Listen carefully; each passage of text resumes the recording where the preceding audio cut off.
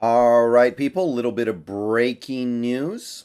Nothing too shocking at this point, I guess. I think we all kind of knew this is where things were going based off what we were hearing from LA. But nevertheless, it is now official. For the first time in the illustrious Hall of Fame career of Aaron Donald, he will be missing a game due to injury, and it comes against these Seahawks. He's got an ankle injury. Apparently, it's a high ankle sprain, which would keep him out for about a month. Very possible they just shut him down for the rest of the year because the Rams are way out of any kind of contention. Yeah, the bill has come due, and it's come due quicker and larger than I think anybody expected. So, for the first time in what feels like forever, we're going to get to play these Rams without the ridiculous wrecker in the middle of the line that they've got. No Aaron Donald. Obviously, he's been a guy who's done a lot of damage to the Seahawks over the years. He's found many different ways to make life hard for us.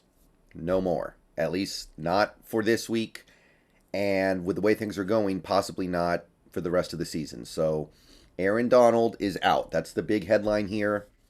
He's going to miss this game, and that's just the cherry on top of what's going on in LA right now when you're talking about who they're not going to have. You've also got Matthew Stafford expected to not play this week, still in concussion protocol. So I assume we're getting Perkins. Maybe we get Wolford. Either way, you're talking about two relatively low level backup quarterbacks, even among other backup quarterbacks. Little bit of experience for both guys, but nothing particularly good. So we're not getting Stafford. He was, obviously a guy who was a driving force behind that team going from really good to great last year. And now they're just going to be kind of throwing random guys out there. Perkins, every time I see him out there, it looks like a wide receiver's playing quarterback or something, or like they're putting the punter in or something like that. I don't know. But either way, that's a huge downgrade. We've already seen it this year, by the way. They've already played some without Stafford, so we have a pretty good idea of what they look like without him. But looks like we're gonna not have to deal with Stafford. And this is a few days old. I think everybody knows about this. But on top of it all, Allen Robinson out for the year, needs foot surgery. So the injuries and key players out for this Rams team just continues to pile up, and pile up. Keep in mind that this is on top of Cooper Kupp, who is out. McVay, by the way, has intimated that there's a very good chance Cooper Kupp gets shut down for the rest of the year. Same with Donald and Stafford, by the way, actually.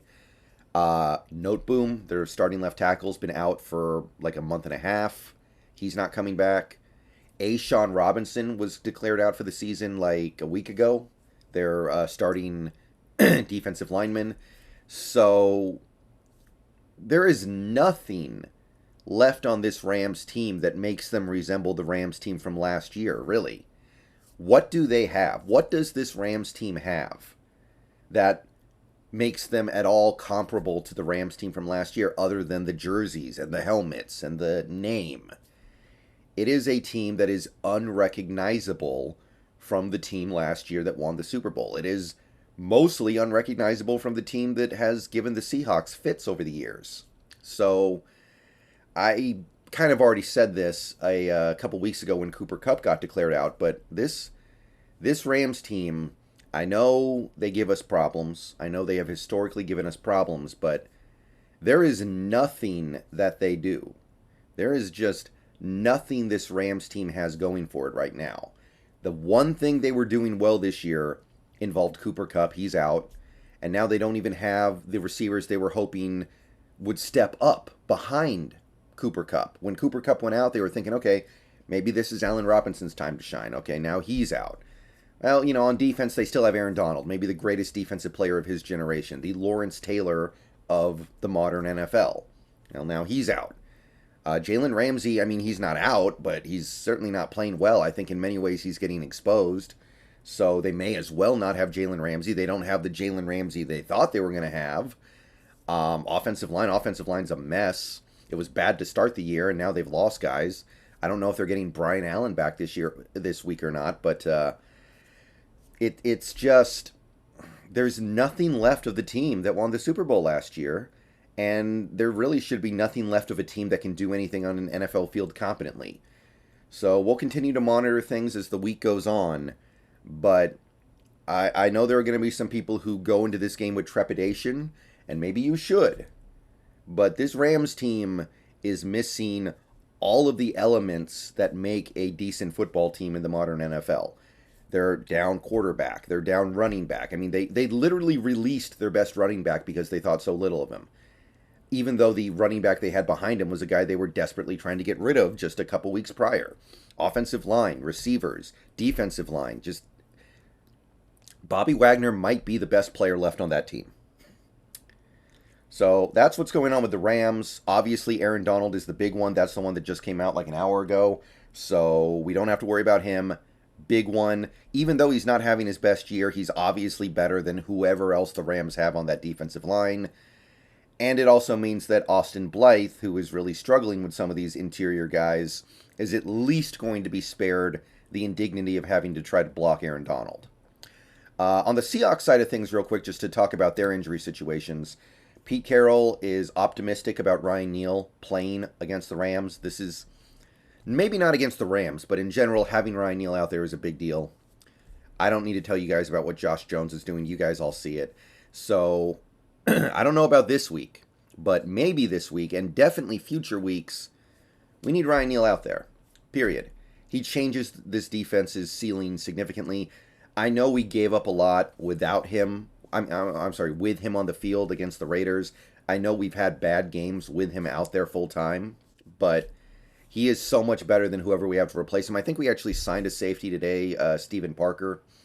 I believe he's from the Chiefs. I don't know too much about him, but hopefully we don't have to find out about him because Ryan Neal's ready to go. So we'll find out more later this week, but Carroll believes that he'll have an opportunity to play, so that's encouraging. And Trey Brown. So like I said, Trey Brown only played 3 snaps against the Raiders, and it sounds like it's just related to working him back into the lineup. So hopefully, he'll get more playing time, because while I like Michael Jackson, he's having a pretty good year, Trey Brown seems to have a higher ceiling, and Trey Brown seems to be capable of doing more. So bottom line is, even if you think Michael Jackson's having a really good year, and for the most part I do, Michael Jackson's a free agent at the end of the year. Trey Brown's going to be here at least another few years because of the rookie deal.